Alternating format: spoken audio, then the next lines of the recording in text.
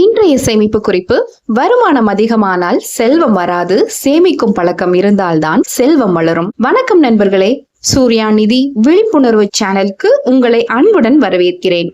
இன்று நாம் ஒரு மிக முக்கியமான சேமிப்பு குறிப்பை பற்றி பார்க்க போறோம். பலர் என்ன சொல்லுவாங்க தெரியுமா? என் சம்பளம் அதிகமானதும் சேமிக்க ஆரம்பிப்பேன் அப்படின்னு சொல்லுவாங்க.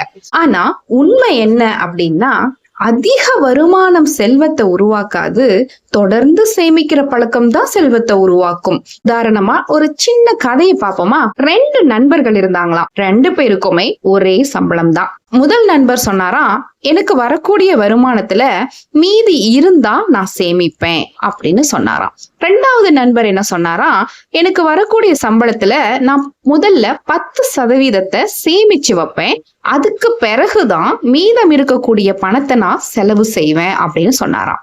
5 வருடங்கள் கழித்து 2 பேருமே பார்க்கும்போது முதல் நண்பர்கிட்ட சேமிப்பே இல்லையா. ஆனா 2வது நண்பர்கிட்ட அவசர நிதிக்காகவும் முதலீடு செய்வதற்காகவும் அவர்கிட்ட பணமும் இருந்ததா, மன நிம்மதியுமே இருந்ததா. இதுல இருந்து நாம கற்றுக்கொள்ள வேண்டிய பாடம் என்ன அப்படின்னா, சேமிப்பு அப்படிங்கிறது மீதம் இருக்கும்போது வரக்கூடிய ஒரு பணம் கிடையாது.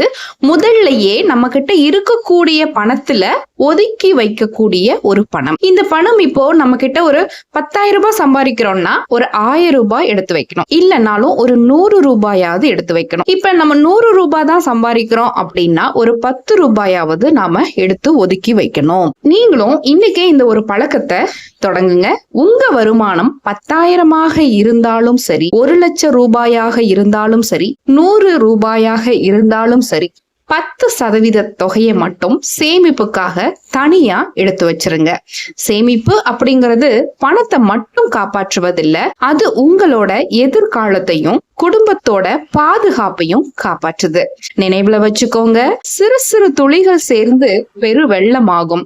சிறு சிறு சேமிப்புகள் சேர்ந்துதான் பெரிய செல்வம் உண்டாகும். இந்த சேமிப்பு குறிப்பை உங்கள் நண்பர்கள் மற்றும் குடும்பத்தினரோட பகிர்ந்துக்கோங்க. நாளை இன்னொரு பயனுள்ள சேமிப்பு குறிப்போட சந்திக்கலாம். உங்களுக்கு இந்த பதிவு பிடித்திருந்தா லைக் பண்ணுங்க.